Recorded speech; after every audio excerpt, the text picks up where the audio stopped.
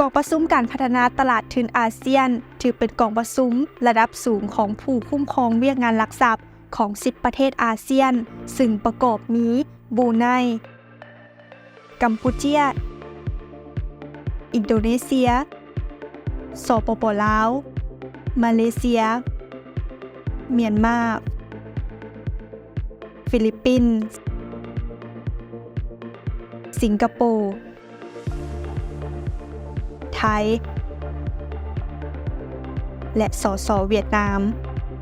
กองประชุม ACMF ถือเป็นเวทีสำหรับผู้คุ้มครองเวียกงานตลาดทุนในการแลกเปลี่ยนความคิดเห็นและประสบการณ์ด้านนโยบายเพื่อพัฒนาตลาดทุนในภาคพื้นอาเซียนเข้าสู่ล่วงเลิกมีสภาพคล่องและเชื่อมโยงซึ่งกันและกัน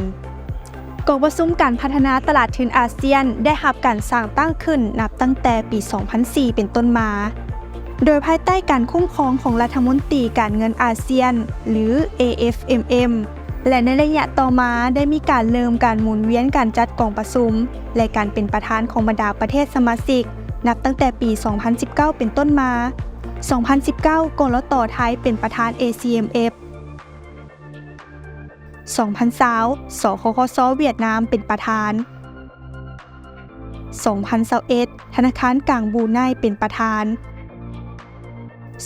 2022 สคคส.กัมพูชาเป็นประธาน 2023 สคคส.อินโดนีเซียเป็นประธาน ACMF และมาฮอด 2024 สปป.ลาวได้รับเกียรติเป็นเจ้าภาพก็คือสำนักงานคณะกรรมการคุ้มครองหลักทรัพย์สคคส.โดยได้เริ่มรับผิดชอบและกะเกี่ยมกองประชุมนับตั้งแต่เดือนมังกร 2024 เป็นต้นมาซึ่งจะต้องเป็นเจ้าภาพกะเกี่ยมดำเนินกองประชุมขันหัวหน้าผู้คุ้มครองจำนวน2ครั้งและขันห้องหัวหน้าคุ้มครอง2ครั้งสัมมนา1ครั้งและงานเฉลิมฉลองครบรอบ20 ปี1ครั้ง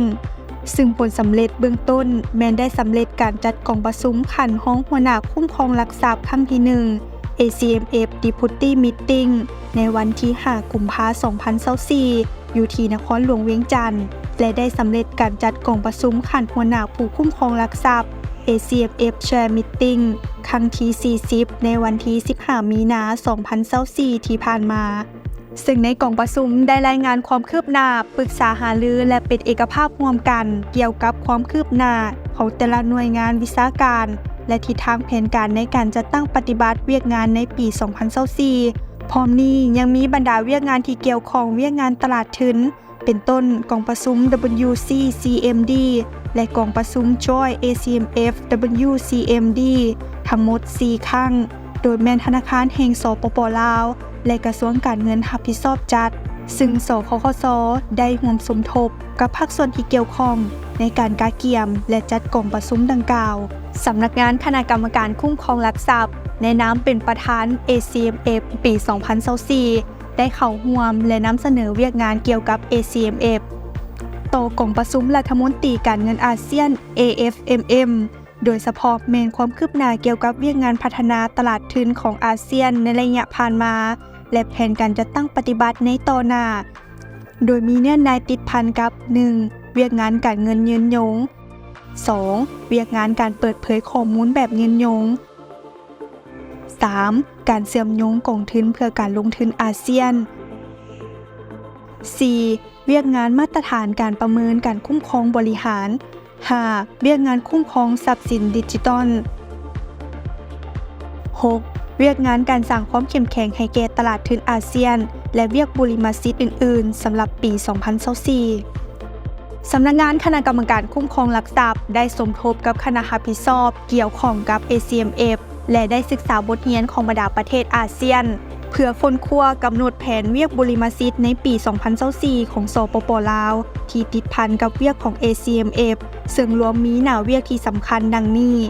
1. เวียกหุ้นกู้สีเขียวโดยการออกคู่มือการจำหน่ายพันธบัตรสีเขียวสังคมและยืนยงของสปป.ลาวและสู่สนให้มีการออกจำหน่ายหุ้นกู้สีเขียวในสปป.ลาว